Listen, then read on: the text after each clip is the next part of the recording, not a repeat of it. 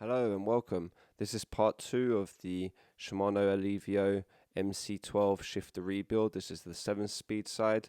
I've already made a video on this shifter, but I want to do a cleaner, more upgraded version of it. I've also got another Alivio shifter to work on. In fact, I got two shifters recently, the older MC10 and this one. This one's got a problem shifting between 6 and 7 speed, so I decided I might as well just update my older video that was slightly darker, and since then I've now got some lighting to make the videos a little bit brighter.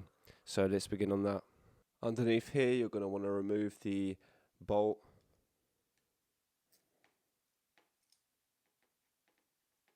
Now I already cleaned I kind of sprayed some WD-40 inside to try and see if I could unclick it. It's just not working, so this one's really going to have to be undone to rectify the issue.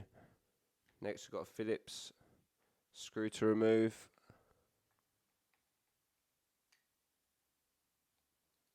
Make sure you remove all the tension before you start working on this. So you have this nut right here to remove. It's a number 10 as well, and it should come off anti-clockwise.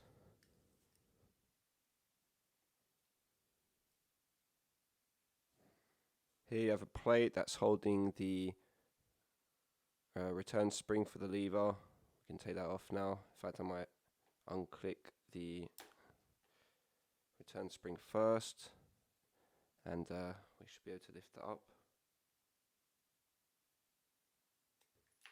Okay, that's off. So we can take off the return spring. There's a bushing here.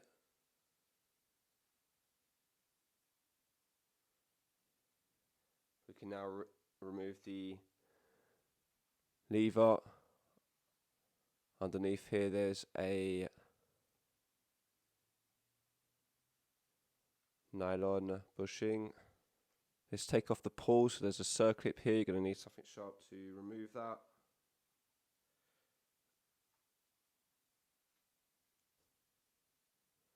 So circlip, the pull,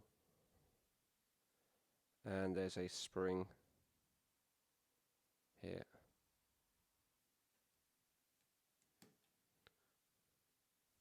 Another bushing. Let's lift that up.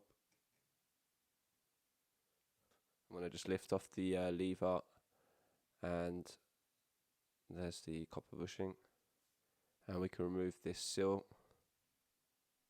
I'm going to remove the mechanism from the pod. So there's this plate to remove. It's quite sticky.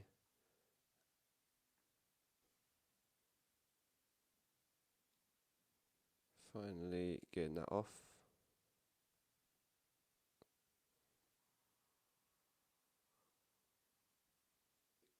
Circlip right here that we need to take off.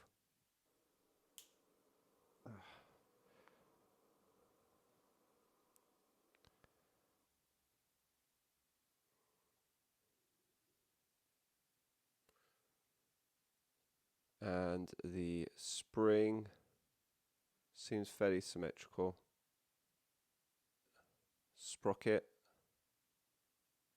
And we can now remove the cam.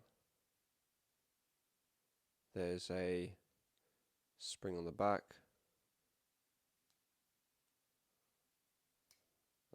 Got it off.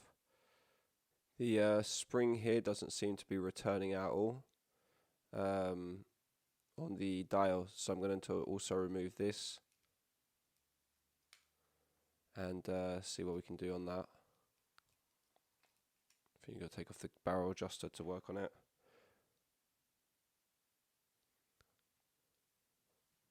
One more screw here to remove technically to take off this top cover.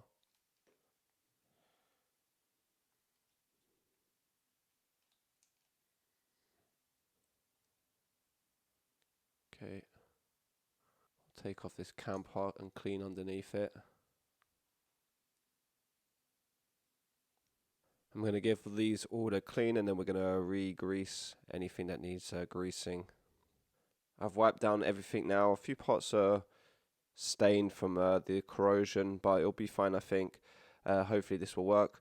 I'm going to now grease some of the pivoting parts, so this part here, and any part that has friction on it, you want to give a nice layer of grease. I'm going to use Teflon grease on this.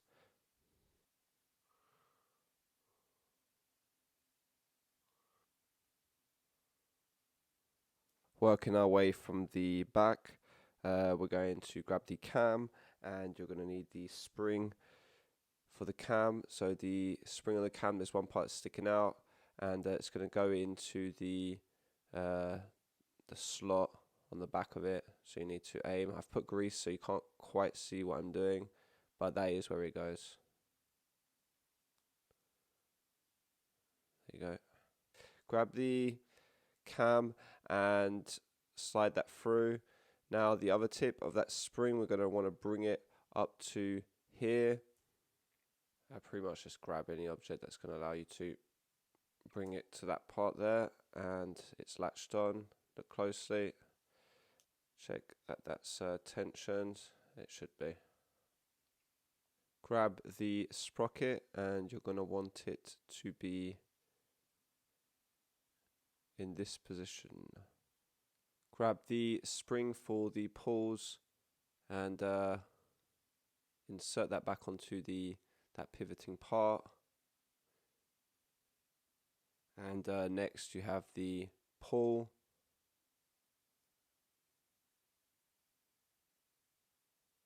Before we put the tension on that spring, let's put that circlip back on.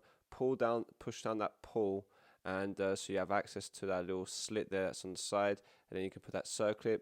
The circlip, I did have to bend it back into shape because mine had come out, was too open.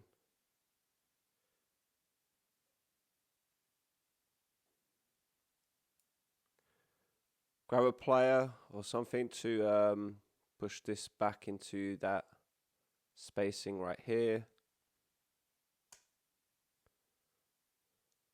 And finally grab the other pull, and we're going to put it here for now. We now have this plate in, this part here sticking upwards. It's fairly evident where it goes. Sight through teeth, and that top part of the pivot of the for the pulls. Need to aim that in there and push all the way down. Grab the lever here, and we're going to pop it on the top in this position. On top of that, there was this fin washer. You'll see this one's not really centered properly. And the bushing that's seated within the lever, so you need to fit that through so it's flat. Grab the spring, so that hook part is going to go onto here, and the tip facing downwards is going to latch onto that part there.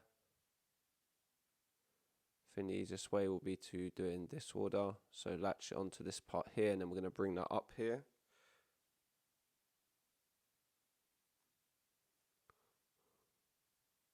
Okay, we're going to work on the dial now. So for this spring, it looks like by widening it open, expanding it, it makes it stronger. So we can put it back in now. That hook part wants to go underneath the lever here. There's like a numbering here, so you know. And on the other side, it's going to go around this part. Now on the lever, you can reinstall that, push that through, and then curl back the other tip of that spring, and you want it to latch right here.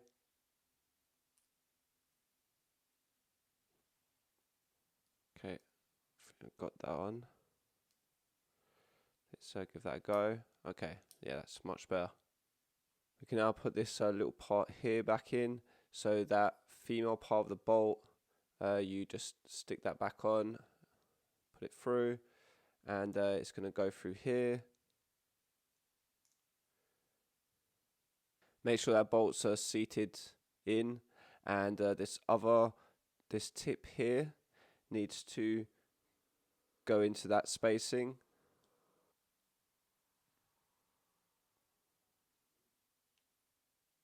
You'll know that's correct because this moves back and forth here. Let's stick that screw back in to hold this cover on.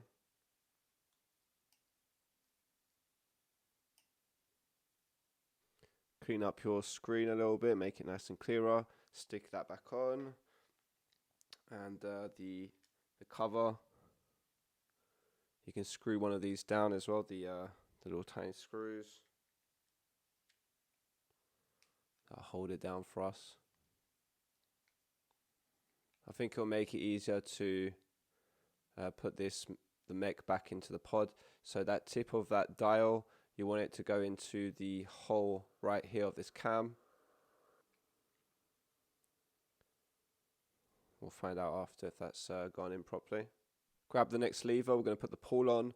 That spring, one tip there is going to go into the hole here at the back. Aim for that. Next you have the pull,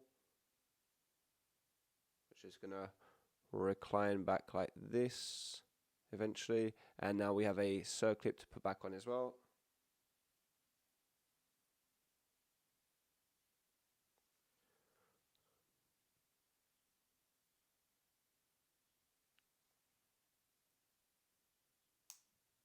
And click. There's nylon bushing to stick through here, and we're now going to place this on the top. We need to run it through. You need to turn that pull backwards a little bit when you're going to fit it into the spacing around about there. It'll fit in. There's going to be a copper washer sticking on the top like that, and the longer bushing is going to run through in between the lever.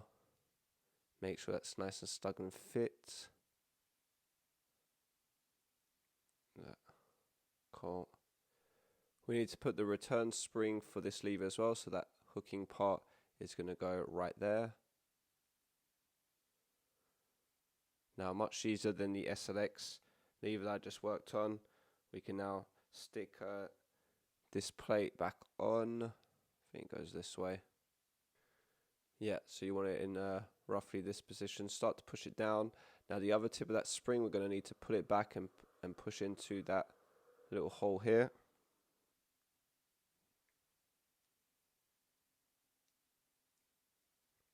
Okay, that's in.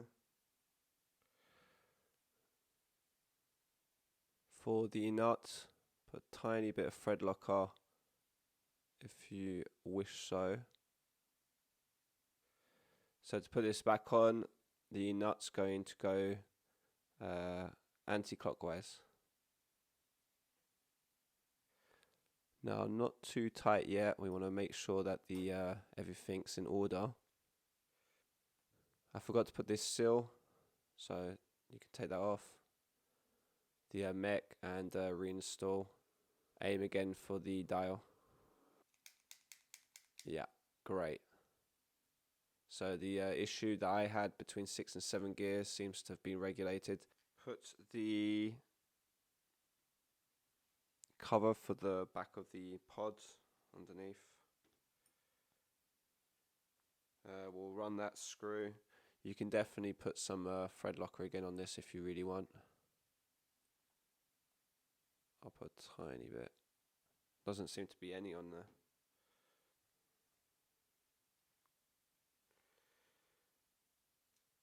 Little fillets.